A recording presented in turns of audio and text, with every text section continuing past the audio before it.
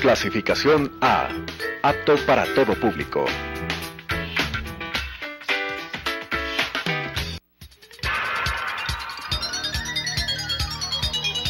Las opiniones vertidas en este espacio por la producción y dirección del programa son de exclusiva responsabilidad de sus autores y de quienes intervienen en ellos.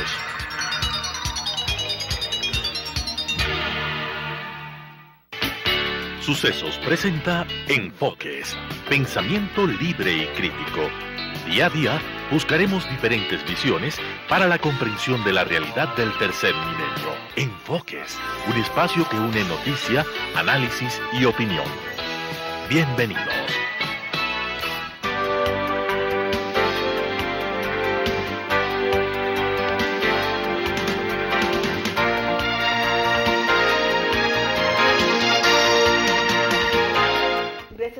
Con nosotros. Como lo habíamos anunciado en Radio Sucesos, este momento damos la bienvenida en Telesucesos y Radio Sucesos a Napoleón Santamaría, quien es un analista en temas económicos, temas tributarios, con quien queremos hablar de varios temas. Antes de eso, saludamos la iniciativa de la Asamblea Nacional.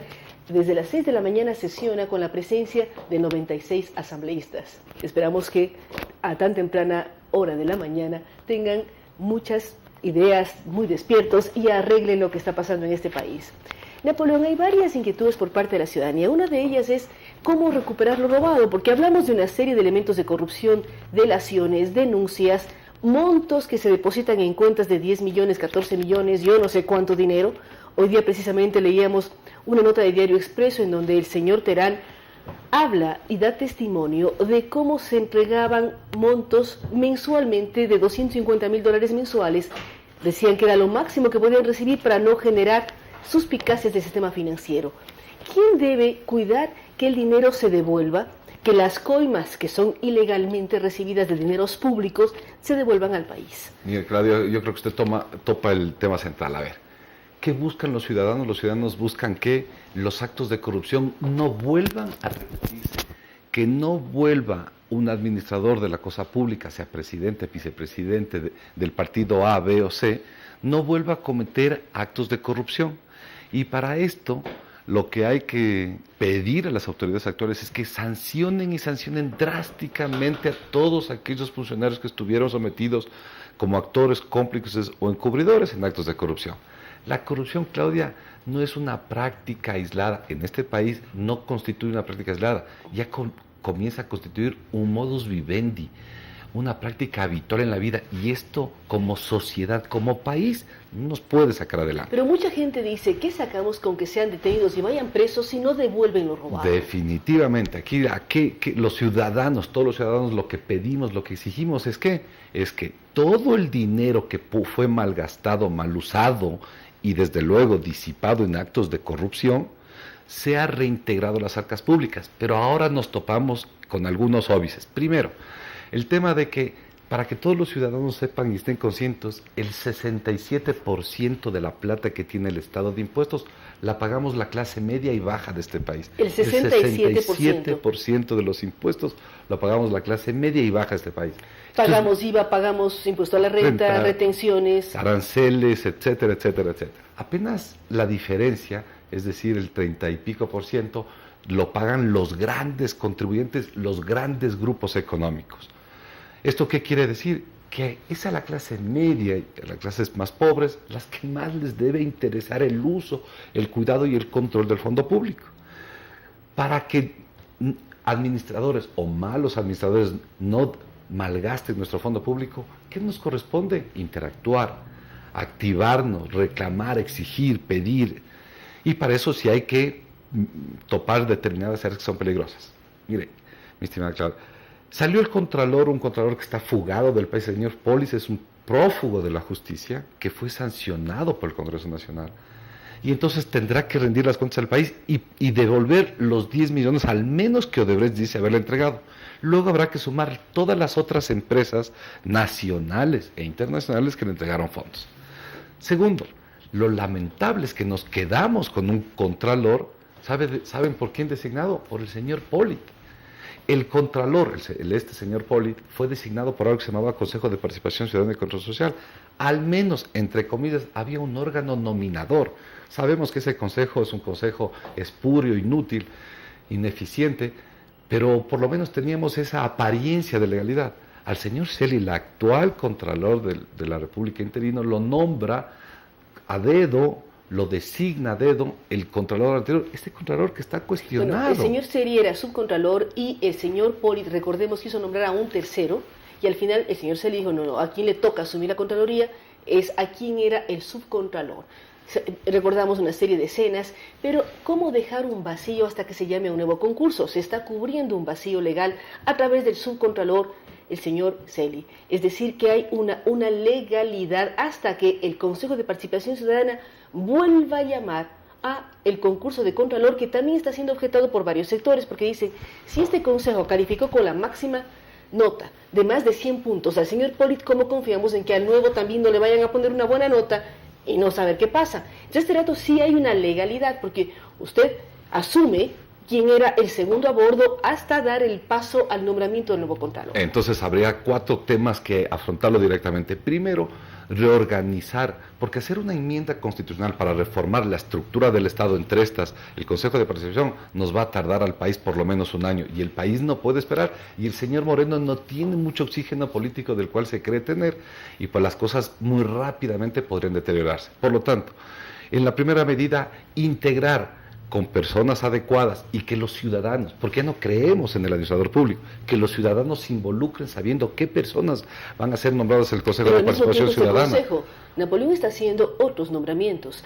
Acaba de llamar para los reemplazos del Consejo Nacional Electoral. Para septiembre tenemos que tener un nuevo superintendente del control del poder del mercado, y es el mismo consejo. Muchos sectores hablan de consulta popular, hacer una consulta rápida que garantice transparencia por parte de este denominado, es el cuarto poder de acuerdo a la Constitución, el Consejo de Participación Ciudadana y Control Social. Me temo yo que una enmienda constitucional, una reforma, o de cualquier manera que tratamos de cambiar la Constitución, nos va a tardar más o menos un año, y eso nos abocaría a estar a puertas de elecciones seccionales que son en febrero del 2019, y por lo tanto... Pero además el Consejo Electoral actual sería el que llama a la consulta, y también es un consejo cuestionado. Definitivamente. Entonces, yo creo que las medidas puntuales es, de acuerdo al marco constitucional actual, porque sabe cuál es uno de los culpables de la situación actual, y esto hay que decirlo, no para refregarle en la cara a los ciudadanos que se equivocaron, sino para pedirles que reflexionen. ¿Por qué Venezuela está donde está? Porque los ciudadanos venezolanos se equivocaron eligiendo durante 17 años una tendencia que era claramente contraria a un Estado de Derecho. ¿Por qué el Ecuador está donde está? Porque los ciudadanos ecuatorianos se equivocaron durante 10 años en darle a un ciudadano que hoy vemos que fue un mal administrador, un pésimo presidente y una persona no responsable con respecto a los derechos, permanentemente su adhesión en las urnas. Esto debe cambiar, y para evitar que vengan, entre comillas, revolucionarios que van a cambiar el país, mediante el régimen jurídico y la estructura del Estado actual, cambiar los modelos de los integrantes. Pero mediante el régimen jurídico y la estructura del Estado actual están nombrados por varios años. O sea, ¿cómo hacen un nuevo nombramiento si los consejeros de este Consejo de Participación Ciudadana están nombrados para varios años? Es que si usted ve los perfiles de los actuales consejeros del Consejo de Participación Ciudadana y de los anteriores, es el tercero, son pésimos. O sea, ningún perfil califica para un cargo de bajo rango en cualquier empresa pública o privada del país. Por lo tanto, es fácil, mediante la no calificación de su perfil y competencias, proceder a la destitución de estos señores y convocar a un consejo nacional, a un nuevo consejo de participación. ¿Usted considera que se debe convocar a un nuevo consejo? Es que yo creo que si el señor Lenín Moreno, el señor presidente de la República, quiere cambiar las cosas, tiene que primero destituir a los miembros del Consejo de Participación Ciudadana y Control Social y nombrar a otros. Pero no depende de él, ojo. Es un poder autónomo. Definitivamente. En donde ya no sabemos si son autónomos o no, hay críticas, hay una serie de elementos, pero es un poder, entre comillas, autónomo que se elige de alguna manera regida, controlada por el Consejo Nacional Electoral, que a la vez es su ente también por un consejo dependiente, que aglutina todas las superintendencias del país. Así es. Pero de todas maneras, como le digo, el presidente debería tomar la iniciativa de señalar que estas personas que están en el Consejo no cumplen los requisitos mínimos para ser parte del Consejo. quitado el poder a estos malos funcionarios que no han cumplido sus competencias, ejecutar determinadas actividades. Mire, claro. Nombrar los nuevos primero. En primer lugar, hacer la limpieza, porque yo le digo, ¿cómo se puede trabajar en una mesa sucia? ¿Cómo un niño hace un deber en su escritorio dañado? No, lo primero hay que arreglar la mesa. Primero el buró que esté claro. Y lo que hay que hacer para que esté claro es que hay que pedir la renuncia a la al actual superintendente de compañías. La señora Mansur, hoy vemos que la superintendencia de compañías en el Ecuador no sirve para nada.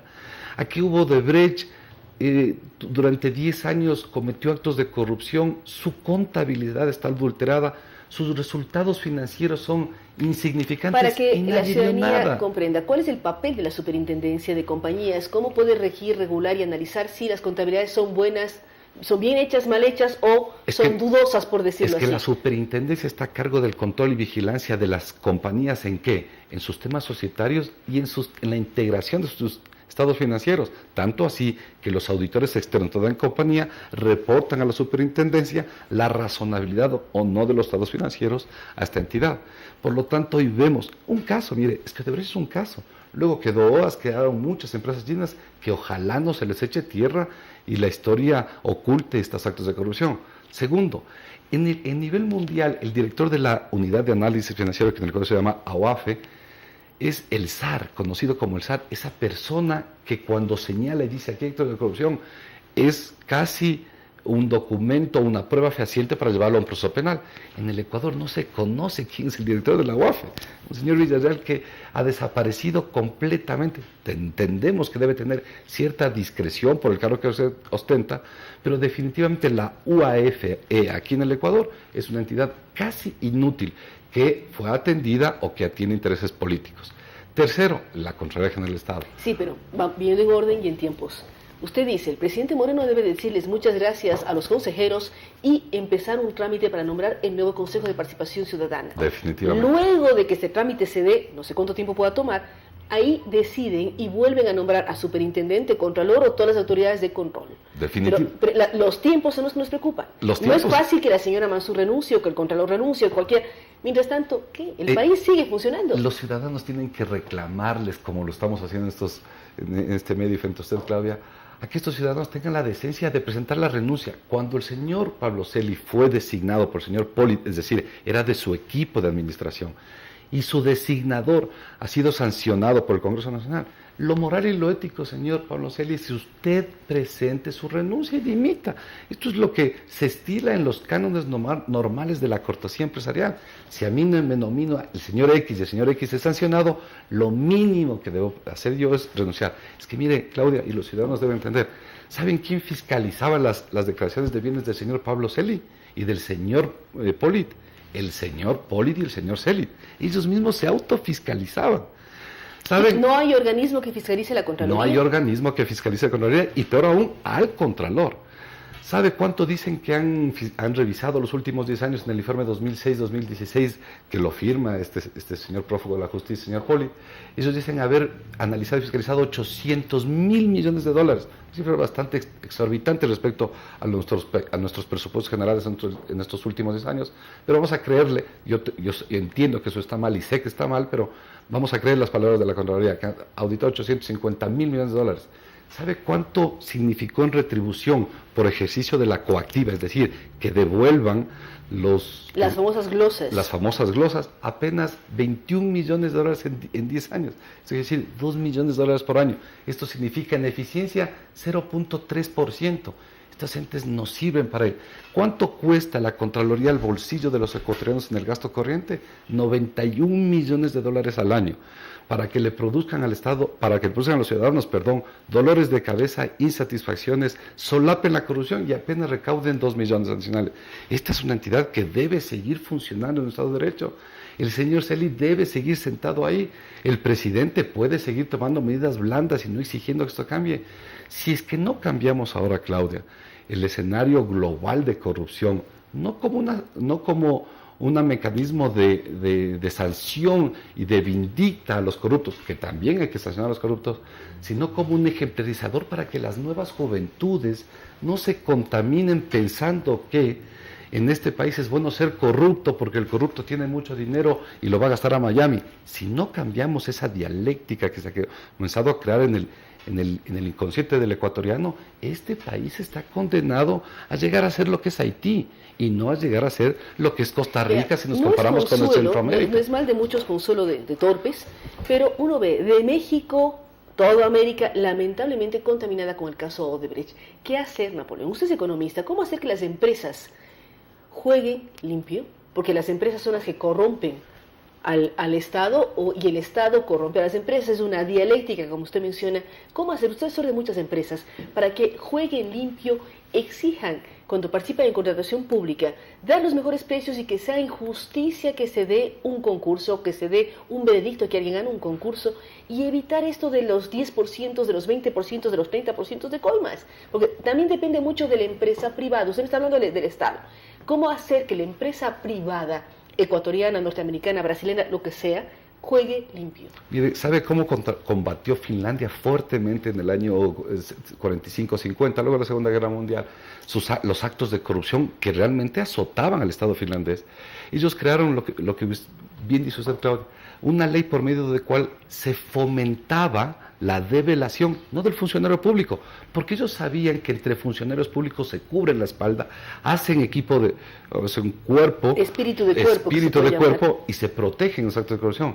Bueno, los finlandeses crearon una ley para que haya un develamiento, para que haya una noticia, para que haya una información que provean quién, los funcionarios y no los gerentes de las empresas privadas que contratan con el sector público, sino los rangos menores, es decir, ¿saben quién corrompió al tío del señor Glass, potencialmente al señor Glass y a todos estos funcionarios corruptos? Empresas.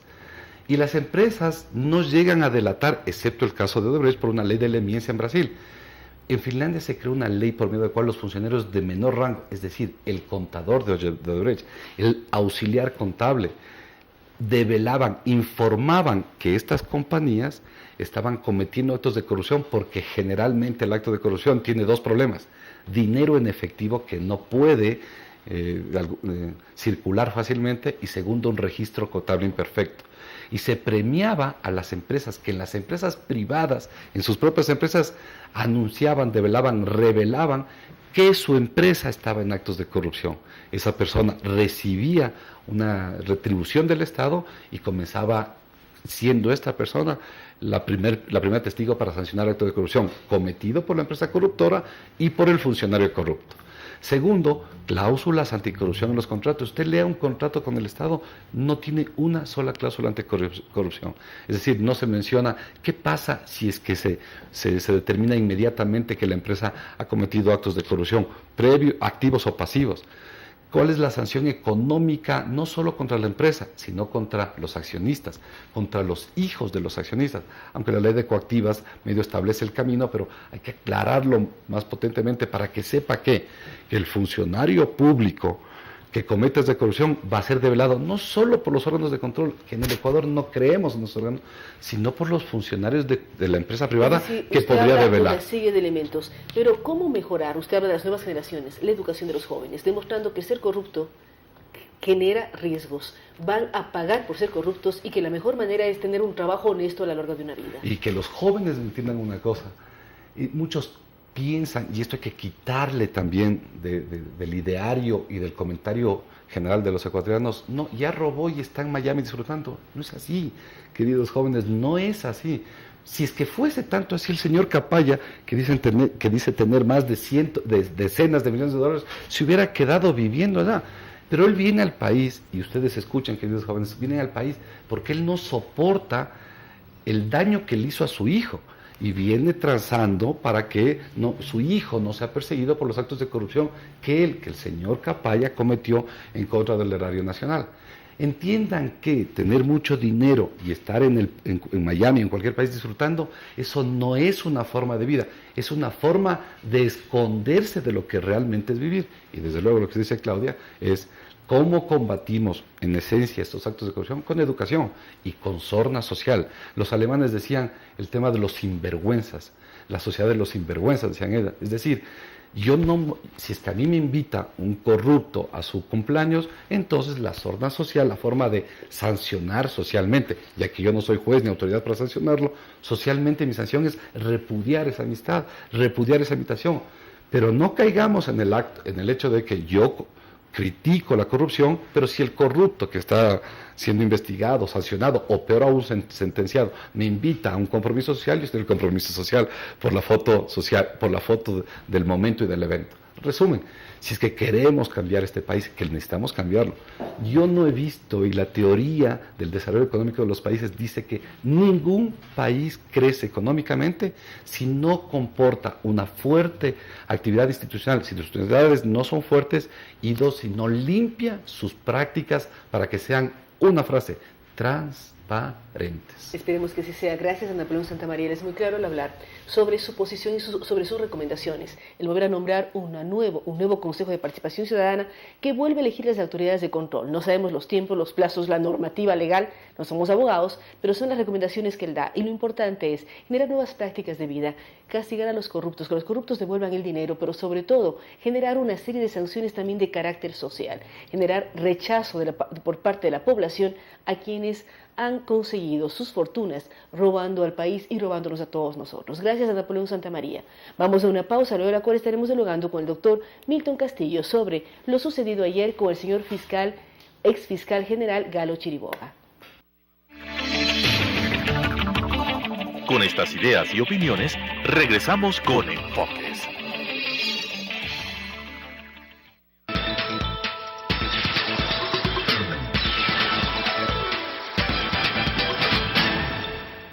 Quito TV es una revista noticiosa en donde sintetizamos diariamente la información local, nacional e internacional, desarrollada y analizada por expertos. Quito TV, lunes a viernes, a las 7 horas, a las 12:30 horas, a la 1 de la madrugada.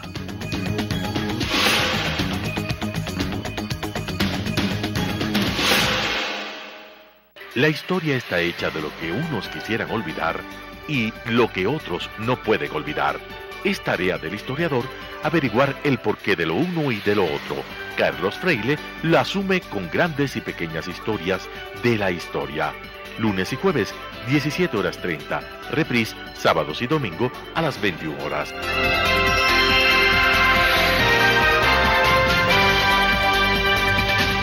Realidad Nacional.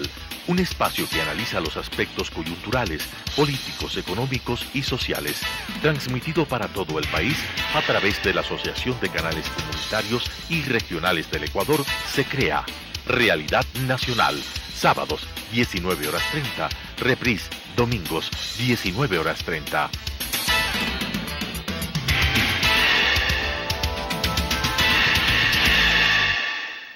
Conozca Taiwán es un programa de intercambio cultural que presenta las distintas facetas de la sociedad taiwanesa. Conozca Taiwán, jueves 17 horas, reprise, sábados y domingos 19 horas.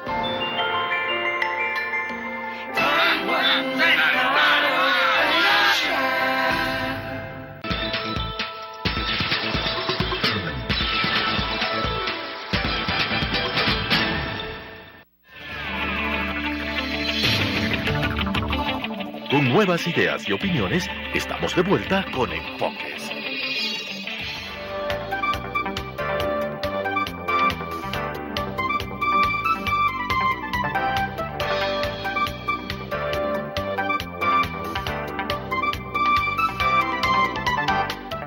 Gracias por continuar con nosotros. Como lo habíamos anunciado, damos la bienvenida al doctor Milton Castillo, él es analista de varios temas. Y uno de ellos, doctor Castillo, en el tema jurídico es, ¿qué sucedió ayer con el ex fiscal Galo Chiriboga? ¿Es posible detenerlo? ¿Tenía permiso para salir del país? ¿Se iba del país? ¿De qué se le acusa al ex fiscal general del Estado para no permitirle viajar o estar en el aeropuerto, que después de las declaraciones no sabemos qué mismo ocurrió? Gracias por la invitación. Buenos días, Claudia, a usted y a la audiencia. Ayer se le llamó a la Fiscalía con la fuerza pública para que vaya a rendir unas versiones sobre no sabemos qué tipos de delitos la Fiscalía está investigando. Y claro, él ha dicho que aun cuando tenía comprado los pasajes, estaba yendo a dejar nada más a su hija en el aeropuerto. Esto es una parte de la estrategia de defensa que él tiene y evidentemente es algo confuso, no se sabe si es que decía la verdad o no, muy probablemente estaba mintiendo, conociendo el perfil del doctor Chiriboga, pero hay algo mucho más oscuro y más confuso que eso y está relacionado precisamente a qué tipo de versiones y sobre qué tipo de delitos es que se le está investigando. No podemos olvidar que el fiscal Vaca, en estos días, a propósito de la llegada de Carlos Pareja Yannuzeli, ha dicho que él no va a permitir que se afecte la honra, las familias, el honor de nadie, y que lo que diga Carlos Pareja Yannuzeli tendrá que ser debidamente probado. Y esto a propósito de varios tweets y los famosos Capaya Leaks, en donde le menciona a Galo Chiriboga como uno de esos personajes a los cuales les dio dinero. Entonces, el fiscal Vaca, que veo que tiene una posición y actitud de encubrimiento de la corrupción. ¿Por qué habla de encubrimiento? Ayer incluso estuvo en una entrevista con Fernando del Rincón en la CNN. No dijo mucho, pero dio una entrevista. Bueno, claro, porque la entrevista no es para los entendidos de derecho, sino para el público en general, para el ciudadano que está pendiente de lo que sucede, pero que no sabe los intríngulis, los detalles jurídicos del tema. Cuando yo le escucho decir al fiscal Vaca que así como investiga y que es independiente y que está muy acucioso en la lucha contra la corrupción y de cero impunidad y que él es técnico y no político, a mí me llama profundamente la atención porque está diciendo en paralelo que aquel cooperador, Carlos Pareja Yannuzeli, que tiene información sobre los más grandes actos de corrupción del país, tiene que darle pruebas contundentes para que él acepte. ¿Qué significa? O sea, no le bastará las declaraciones de Pareja. ¿Por qué es la pregunta? Además, precisamente hoy el actual ministro de Hidrocarburos y el señor presidente Lenín Moreno van a la refinería a ver qué mismo pasa. Una refinería en Esmeraldas que nos ha costado a los ecuatorianos millones de dólares y sigue con problemas. Es decir, ¿qué significa prueba contundente? ¿O qué significa si yo declaro en contra suya, es suficiente prueba mi declaración o necesito mostrar pruebas físicas de mi declaración en su contra? ¿Qué pasa con esto? Mire, usted como abogado. Cuando hay una permanente sospecha del cometimiento de delitos y usted tiene personas que pertenecen a un grupo, que se han asociado ilícitamente a una banda delincuencial, es importante el testimonio del uno respecto de lo que sabía que hacía el otro y lo que hacía él mismo. Evidentemente, cuando vamos a poner el caso práctico de las versiones de Carlos Pareja, que dice que entregó dinero, una maleta de dinero a Galo Chiriboga y a Carlos Polit. Evidentemente, no podemos pedirle la fotografía de la entrega del dinero, pero esa declaración, con el conjunto de elementos, de indicios, así se denomina en el derecho penal, todos estos elementos que le permiten decir 1 más 1 más 1 nos dan 3 y 3 es el delito. Entonces, estos indicios lo que hacen es darle al investigador los elementos suficientes para llegar a la conclusión de que hay una responsabilidad, de que hay un hecho ilícito y hay una responsabilidad. Usted trae a colación algo que es importantísimo, sí, porque, Claudia. A ver, si uno piensa en la historia de los crímenes que usted habla de bandas delincuenciales, uno piensa en la película famosa de Los Intocables, cuando se capturó al grupo de Al Capone. Claro. Fue porque un contador dio los papeles de que se había falseado la información contable. Por más que había dudas, declaraciones, una serie de temas donde había gente que había muerto por culpa de esta banda, al final hubo una prueba física que permitió la captura. Entonces, ¿qué ocurre con esto? Porque yo de abogado no tengo nada, pero ¿qué pasa con esto cuando se habla de pruebas? Las pruebas solamente sirven ya dentro de un proceso penal en la etapa de juicio. Ahí se vuelven los indicios verdaderamente pruebas. Pero todos estos otros los maletines indicios, de dinero, no hay prueba. Evidentemente, así como contablemente usted en la Contraloría tenía a otra persona acusado de corrupción de esa misma banda delincuencial haciendo las cuentas, pues. Porque evidentemente sería sencillo si es que desde la institucionalidad, el respeto a las normas, el cumplimiento de obligaciones por parte del gobierno y sus autoridades de control, desde la Contraloría se tenía absolutamente claro todos esos malos contratos realizados, los sobreprecios, toda la etapa precontractual, contractual de ejecución de los contratos, usted tendría bastantes elementos claros para decir, mire, en ese caso, el vicepresidente de la República encargado de esas áreas estratégicas tiene una responsabilidad política porque no se cumplieron las obras de acuerdo a lo que los contratos establecían. ¿Ok? Pero usted no tiene eso. Cuando fue a juicio político para tratar de procesar a Jorge Glass políticamente, toda la bancada de Alianza País en el CAL, en el Consejo de la Legislatura, salió al paso exigiendo pruebas, a pesar de que todavía no estaban en juicio político y ya querían pruebas. El fiscal está diciendo exactamente lo mismo que dijo el CAL, para poder procesar a todas estas personas que manejaron miles de millones de dólares. No se necesitan pruebas físicamente hablando, sino las declaraciones que se van sumando y demuestran que alguien es culpable o inocente. Sí, pero lo que estoy diciendo en esencia, Claudia, es que hay una lógica de encubrimiento del fiscal Vaca a todo esto. Cuando él dice que Capaya no basta que declare, porque las declaraciones de Capaya pueden afectar la honra y la honestidad ¿de quién? Del vicepresidente Glass, de Galo Chiriboga, ¿de quién más? ¿De Polit?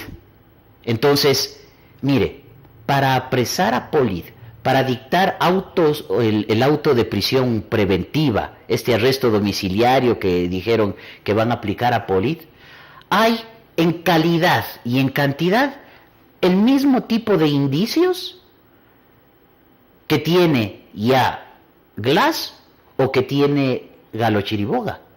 Es decir, la actividad jurisdiccional, la actividad investigativa de la Fiscalía que representa a la sociedad ecuatoriana está teniendo comportamientos discriminatorios y que yo lo llamo de encubrimiento, Claudia. Lo cual es muy grave lo que usted dice, que hay un tema de encubrimiento y las cosas no están saliendo a la luz. ¿Qué podemos esperar como ecuatorianos que debe ser el accionar de la Fiscalía frente a sujetos, al recién entregado Carlos Pareja Yanuseli, y también al fiscal que ayer estuvo 7 horas dentro de la Fiscalía, al exfiscal Galo Chiriboga? Bueno, hay que brindar las facilidades del caso para que se enteren de todo lo que está sucediendo.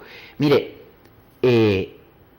hoy en la mañana, en otro medio de comunicación, yo le escuchaba a Galo Chiriboga, entrevistado por el periodista, y él decía que la opinión pública y los medios de comunicación están tratando de ya considerarle culpable. Y usted me pregunta, ¿qué hacemos nosotros o qué podemos esperar como sociedad de todo lo que está sucediendo? Ser analíticos y muy precisos en atar todos los elementos que nos brindan ellos mismos por su propia boca. Es decir, si Galo Chiriboga le encontraron en el aeropuerto, si a Galo Chiriboga no sabemos de qué tipo de delitos le están investigando, si la Asamblea Nacional tiene una actitud de protección al vicepresidente Glass, si el propio presidente de la República, el licenciado Moreno, está diciendo que quiere luchar contra la corrupción, pero no terminamos de apresar a los peces gordos, como sociedad lo que estamos haciendo es asistiendo a un sainete, donde no hay desenlaces. Y mientras tanto la economía en el país está teniendo graves afectaciones. Hay una crisis económica y ética que nos heredó Alianza País y que está ahora siendo gobernada también por Alianza País. Entonces los ciudadanos no tenemos que dejar de levantar nuestra voz de protesta. A título personal, yo no espero mucho del licenciado Moreno ni de este gobierno, porque entre ellos están en una suerte de ataques recíprocos que no son entendidos con facilidad. Moreno quitó las funciones al señor vicepresidente Glass. El hecho de las declaraciones que él ha dado, de que se ponen preocupados cuando más cerca se está de conseguir más pruebas, no demuestra que él también está buscando luchar y aclarar el tema de corrupción y que los culpables efectivamente sean públicos y paguen sus penas. Lo que pasa es que tenemos una institucionalidad mucho más débil que antes y el licenciado Moreno es parte y está auspiciando y aplaudiendo ese deterioro de la institucionalidad, Claudio. O sea, a mí me llama profundamente la atención por qué no le tomaron en cuenta al fiscal Vaca para ir a traer desde los Estados Unidos a Carlos Pareja y a Nuceli. Y luego se entera Vaca y trata de salir allí con argumentaciones que para mí son palos de ciego. O sea, ¿qué está pasando con la institucionalidad? No puede, por más buenas intenciones que tenga el licenciado Moreno, seguir atropellando la institucionalidad. Es decir, él tiene que demostrar que la institucionalidad funciona, pero recibió un aparato estatal absolutamente atropellado. ¿Por qué él tiene que demostrar si recibió una institucionalidad con toda la problemática que usted señala? Mire, tiene permanentemente desde Bélgica un conspirador a sueldo. Pero no se habla de que el señor que está en Bélgica lidera la oposición en este momento. Bueno, pero entonces, por menos, Correa ya había enjuiciado a varios. ¿Por qué el licenciado Moreno no enjuicia a Correa por sedición, por alteración del orden público, por conspiración? Eso es lo que está haciendo. ¿O le tiene miedo a Correa el licenciado Moreno? Los ecuatorianos votamos en contra mayoritariamente de este gobierno por cosas que supuestamente ya están siendo legitimadas. El licenciado Moreno está legitimando su puesto en Carondelet.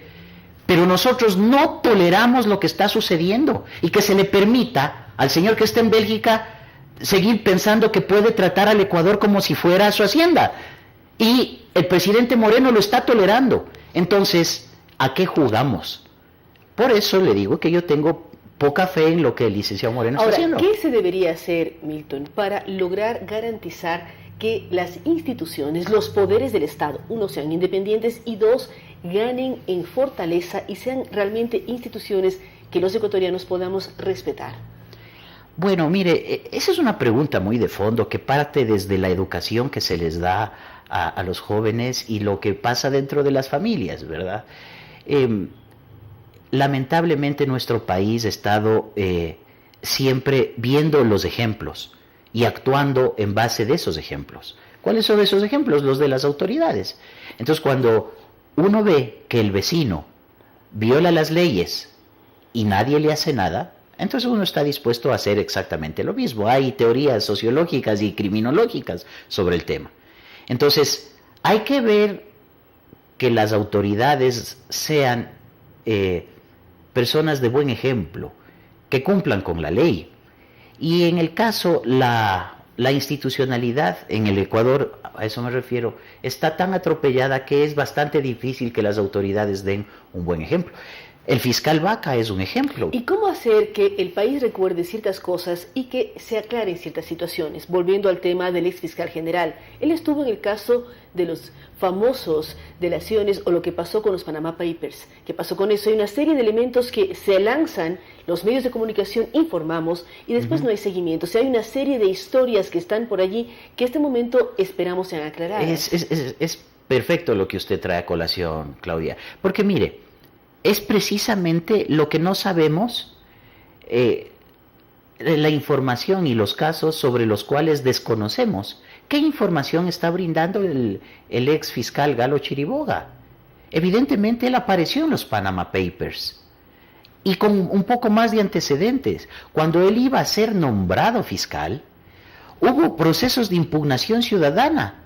Fernando Villavicencio, Clever Jiménez lo impugnaron porque tenían conocimiento que no declaró la empresa Madrigal que tenía en Panamá y que no había dado claridad en el proceso de esa casa supuestamente arrebatada a unos señores alemanes. ¿Y qué hizo el Consejo de Participación Ciudadana y Control Social al respecto con esas denuncias? Nada. Es más, algunos ciudadanos entre comillas, prohombres de la sociedad ecuatoriana, alguno de ellos candidato a la presidencia de la República en estas últimas elecciones, sacó un comunicado de prensa inmenso, dando fe de la probidad y honestidad del señor Galo Chiriboga, para contrarrestar esa actuación ciudadana y permitir que le pongan nomás de fiscal. Y fue puesto a fiscal a dedo, porque es bastante farisaica la actuación del Consejo de Participación Ciudadana para el nombramiento de las autoridades.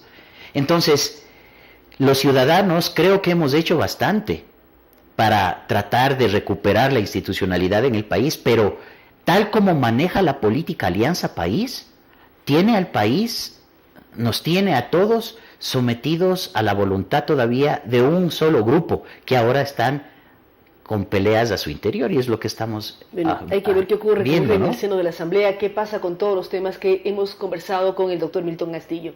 Él es muy claro al decir que falta institucionalidad, que el fiscal lamenta mucho el hecho de que más bien, de acuerdo a su criterio, encubre una serie de temas. El país necesita transparencia, necesita que las cosas se aclaren, necesita que efectivamente se dé a conocer qué pasó y qué puede pasar con estos funcionarios y exfuncionarios, temas que están pendientes, que tienen al país pendiente indiscutiblemente de si alguien viaja o no viaja al exterior y cómo va a actuar la justicia ecuatoriana.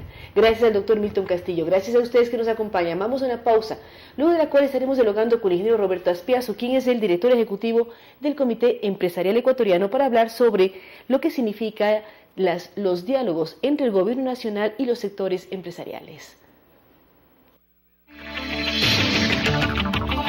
Con estas ideas y opiniones, regresamos con Enfoques.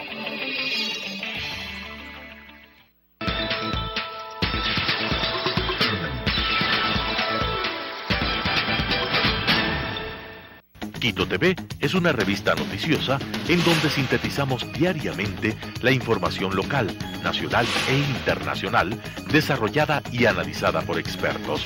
Quito TV, lunes a viernes, a las 7 horas, a las 12:30 horas, a la 1 de la madrugada.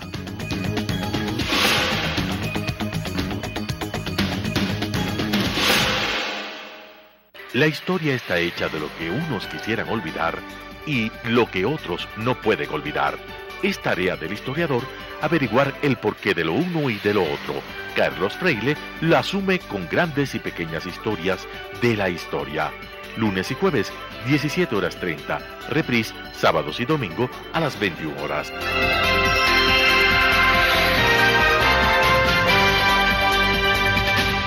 Realidad Nacional. Un espacio que analiza los aspectos coyunturales, políticos, económicos y sociales, transmitido para todo el país a través de la Asociación de Canales Comunitarios y Regionales del Ecuador, se crea Realidad Nacional, sábados 19:30, reprise, domingos 19:30.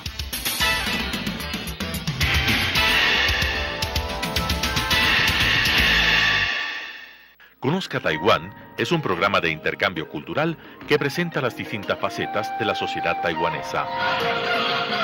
Conozca Taiwán, jueves 17 horas, reprise, sábados y domingos 19 horas.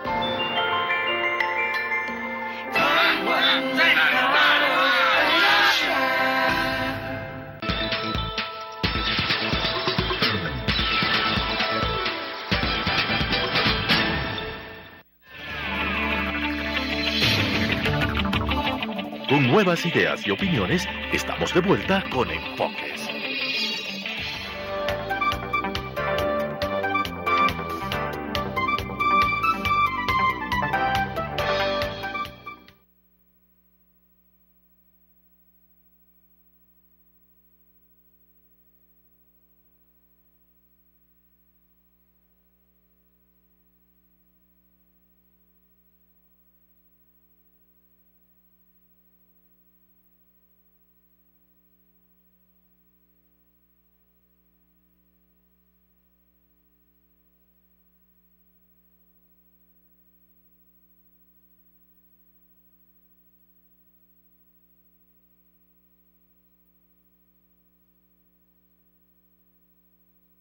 Que son 24 en total, que se estarán reuniendo hasta el 1 de septiembre.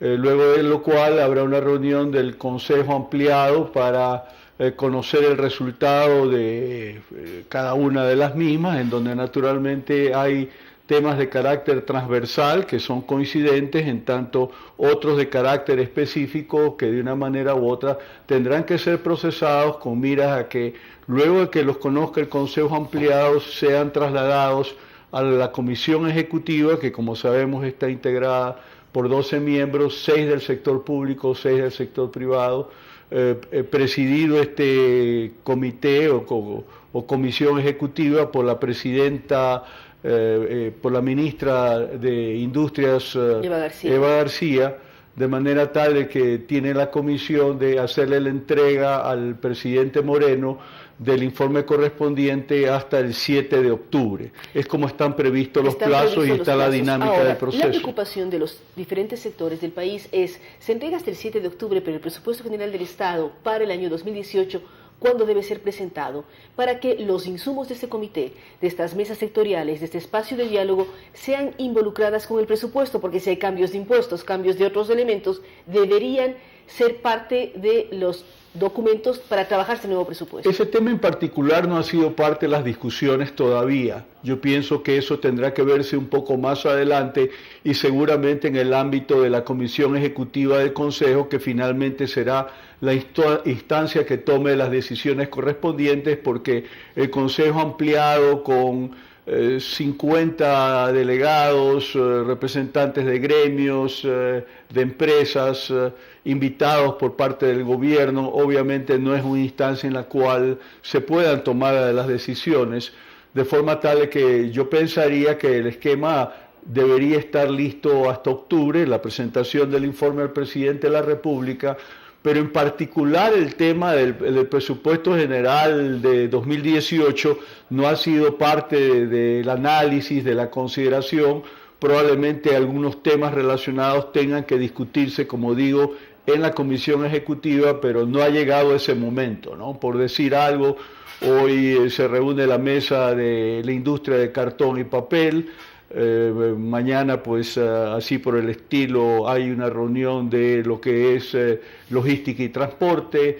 Igualmente el viernes va a haber la cita que corresponde a la industria azucarera y de licores, igualmente de cacao, en el Triunfo y Naranjal, porque para todo esto se ha tratado de que las reuniones de las mesas sectoriales tengan una distribución de carácter territorial, dependiendo de especificidades productivas de área, ¿no?, de las distintas zonas del país. Vemos coincidencias en varios temas. Los sectores empresariales solicitan la eliminación del anticipo impuesto a la renta, el impuesto a las salida de divisas, si no se elimina, se reduzca al 1%. ¿Cómo avanzar en consensos generales con el propio gobierno? Cuando vemos al ministro Pablo Campana hablando de la importancia de volver a traer los capitales hacia el Ecuador. Bueno, yo diría que hay una gama de temas en torno a los cuales hay coincidencia en cada una de las mesas sectoriales. Sin duda, el anticipo del impuesto a la renta como impuesto mínimo es un tema crítico. De hecho, el planteamiento es volver al esquema que se tenía hasta 2019, que había un anticipo, pero no con la fórmula de cálculo actual que finalmente castiga el giro del negocio, y frente a un escenario de contracción económica como hemos venido atravesando desde el segundo semestre de 2015, se da la paradoja que hay muchos casos en los cuales hay empresas que están perdiendo dinero, pero que igual tienen que estar pagando impuesto a la renta. Entonces lo importante es rescatar el concepto: se paga impuestos sobre una utilidad, sobre un beneficio y no sobre una presunción. Sobre utilidad y beneficio real y no posible. Exactamente. Lo propio ha sucedido también en lo que tiene que ver con el impuesto a la salida de divisas, que, como hemos venido sosteniendo a lo largo de los años, es un impuesto que genera distorsión en una economía dolarizada, porque finalmente se constituye en un freno para la entrada de capitales que se necesitan ciertamente para mantener la dolarización. Así que el planteamiento va en la línea de que hay que desmontar este impuesto en el tiempo, porque debido a que la recaudación es importante, estamos hablando de cada punto de IVA, son como 180 millones de dólares, pues obviamente esto tendría que quedar sujeto a una programación para no perjudicar en demasía los ingresos tributarios. Pero de todas formas, con un presupuesto general del Estado que en lo que resta de 2017 se está manejando en el orden de 36.000 y pico de millones de dólares, pues pensamos que hay espacios en donde se pueden hacer ahorros, economías que permitan ir soportando el recorte de impuestos, pero jugando también a la opción del crecimiento económico para efectos de que por esa vía se compense los ingresos que dejaría de percibir por esta vía el Estado ecuatoriano, tanto en lo que tiene que ver con el ISD como el anticipo del impuesto a la renta, aunque destaco nuevamente de que no se trata de eliminarlo, sino de cambiar el esquema en el sentido de pagar como anticipo hasta el 50% de lo que se pagó el año inmediatamente anterior, pero no esto de que se calcula el pago sobre una fórmula basada en 4 parámetros que en definitiva castiga el giro del negocio independientemente del resultado de la gestión del mismo. Al liderar el comité empresarial, pero también al generar espacios de opinión, ¿cómo buscar confianza en el país? Porque mucho escuchamos lo que decíamos al ministro Campana pidiendo que se vuelvan a traer capitales. ¿Cómo atraer inversionistas, ecuatorianos o extranjeros, a nuestro país con la situación actual? ¿Cómo generar confianza para que vuelva a invertirse en el Ecuador al margen de la ley de paraísos fiscales y toda la normativa que se está discutiendo incluso hoy en la Asamblea Nacional? Bueno, yo creo que estamos caminando en esa dirección y diría que ese es uno de los propósitos fundamentales del Consejo Consultivo Productivo y Tributario, que creo que es en donde están cifradas las expectativas para devolverle la confianza a los actores económicos a través de medidas que hemos esbozado muy brevemente. También podríamos citar lo relacionado a la eliminación de la reforma a la ley de plusvalías, que en definitiva ha significado paralizar en buena medida el sector de la construcción, que en el interanual está con unos decrecimientos en el orden de 10.6%. Lo que genera problemas de desempleo porque es el sector que más trabaja. Sí, por supuesto que sí. Entonces, yo creo que el esfuerzo que se está haciendo es ver el desempeño económico del país como un sistema. Y en la medida que las distintas partes del sistema funcionan adecuadamente, la integridad obviamente va a tener el rendimiento que estamos esperando, que no es otro, sino que a través de devolverle la confianza a los agentes económicos haya la posibilidad de que en 2018 en particular tengamos ya una tasa de crecimiento que mejore las expectativas en términos de una mejor condición de vida de los ciudadanos. Y sin duda la dinamización del mercado laboral es un factor fundamental porque pero sabemos desde bien el punto que... de vista privado. No, yo no diría que el tema privado, yo creo que no debemos hacer esa división tan axiomática entre lo público y lo privado, porque finalmente un ejercicio como el que estamos hablando del Consejo Consultivo Productivo y Tributario cambia de alguna manera la visión de la política pública y el relacionamiento del poder con los actores económicos fundamentalmente, y yo creo que eso de modo propio es un paso adelante. Nunca antes habíamos hecho un ejercicio de esta naturaleza, destacando que el Consejo Productivo y Tributario se va a mantener independientemente después de que al cabo de este ciclo de las mesas sectoriales y de presentarle el informe al presidente de la República, pues se supone que va a continuar. O sea, no termine el 1 de octubre o el 7 de octubre que se pone el informe. No termina. El Consejo pues tiene un plazo indefinido, de manera tal de que yo entendería que va a servir de filtro para la adopción de muchas políticas públicas, reformas legales hacia futuro, en base a este esquema de discusión que de una manera u otra ha sido fijado por el pronunciamiento que hiciera el presidente Moreno con motivo de su posesión, de la toma de mando, cuando dijo que nada sobre los ciudadanos sin los ciudadanos, ¿no?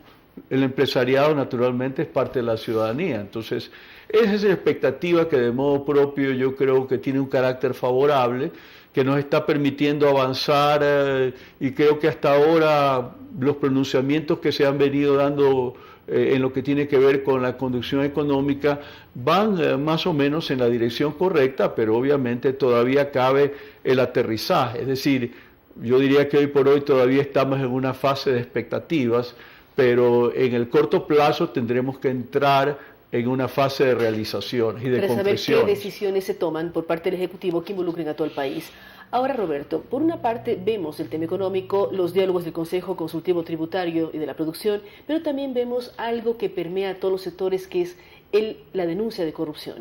¿Cómo involucra a todos los sectores este tema y cómo analizarlo para generar lo que decíamos, el factor confianza? Bueno, a nosotros nos preocupa mayormente porque finalmente la corrupción genera una serie de distorsiones en la economía y particularmente en el desempeño de las instituciones estatales en términos que perjudica la leal y libre competencia entre los distintos actores económicos, porque finalmente los procesos de licitación, de concursos de precios, están dirigidos para favorecer a determinados actores y eso perjudica naturalmente un principio elemental en lo que tiene que ver con el desempeño de la libre empresa, que guarda relación, como decía, a la competencia.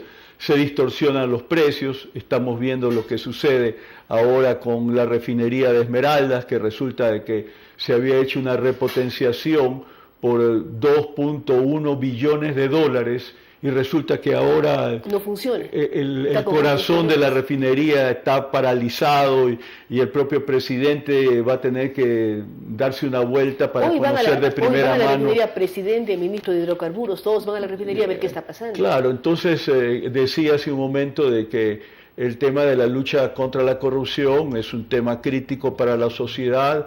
Obviamente el sector empresarial lo mira con preocupación, lo que viene sucediendo con las acusaciones que comprometen al vicepresidente Jorge Glass, el caso de Brecht, igualmente lo que guarda relación con el manejo de los sectores estratégicos de la economía, la eventualidad de que hayamos tenido una amplia gama de ejecución de proyectos con sobreprecios en distintos sectores, pues obviamente abre una expectativa en términos de a dónde vamos a llegar con todo esto. Yo creo que es fundamental de una manera u otra alentar que los personajes políticos que de alguna manera están comprometidos con llevar adelante la investigación, empezando por el propio presidente de la República, igualmente el titular de la legislatura, pues verdaderamente en el curso de los próximos meses tengamos satisfacciones en cuanto a conocer verdades, realidades que habían estado encubiertas a lo largo de los últimos años porque finalmente eso convenía a la estrategia política del poder, mantener todo esto de una manera encubierta sin que se sepa a nivel de ciudadanía, persiguiendo a los medios de comunicación que históricamente siempre fueron los número uno en lo que tiene que ver con la denuncia de casos de corrupción, porque finalmente, como digo, eso es lo que convenía a la estrategia del poder. Eso está cambiando rápidamente ahora y ciertamente se genera una expectativa favorable en términos de una reivindicación que estaba represada, pero que va en la línea de defensa de principios y de valores que la sociedad tiene que precautelar por su propio decoro. Muchísimas gracias, el ingeniero Roberto Aspiazu. Recordamos que él es director ejecutivo del Comité Empresarial y editorialista de Diario El Universo. Con él hemos hablado de varios temas. Uno de ellos, cómo avanzan los diálogos del Consejo Consultivo Productivo y Tributario, que en el momento están en mesas sectoriales. Hablamos de una serie de mesas que están trabajando de manera permanente y que hasta el 1 de septiembre estarán reunidas para dar al Comité Ejecutivo, que a principios de octubre, entregue resoluciones y planteamientos al señor presidente Lenín Moreno. Temas importantes en donde se involucra el mundo privado y el mundo público como un todo que somos como país. Él habla de coincidencias en el sector empresarial sobre la disminución o el análisis de lo que significa el anticipo al impuesto a la renta o el impuesto a salida de divisas, pero también aquello que tiene que ver con reformas, modificaciones o anulación de la famosa ley de plusvalía, temas que han generado conflictos en diferentes sectores. También el tema corrupción, que debe ser aclarado. Hay que precautelar los valores y principios de la sociedad ecuatoriana y una forma de hacerlo es denunciando a quienes han generado problemas en el país. Gracias a Roberto Aspiazu, gracias a ustedes que nos han acompañado el día de hoy. Recordamos que este programa llega con el apoyo de Agua de Quito y Quito Alcaldía. Nos vemos mañana a partir de las 7 de la mañana en Radio Sucesos y 7:30 en Radio Sucesos y Telesucesos.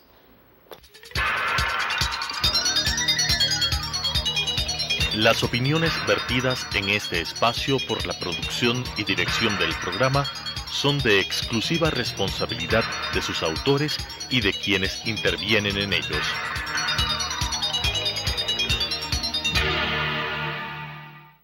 Sucesos presentó Enfoques. Pensamiento libre y crítico. Día a día buscaremos diferentes visiones para la comprensión de la realidad del tercer milenio. Enfoques, un espacio que une noticia, análisis y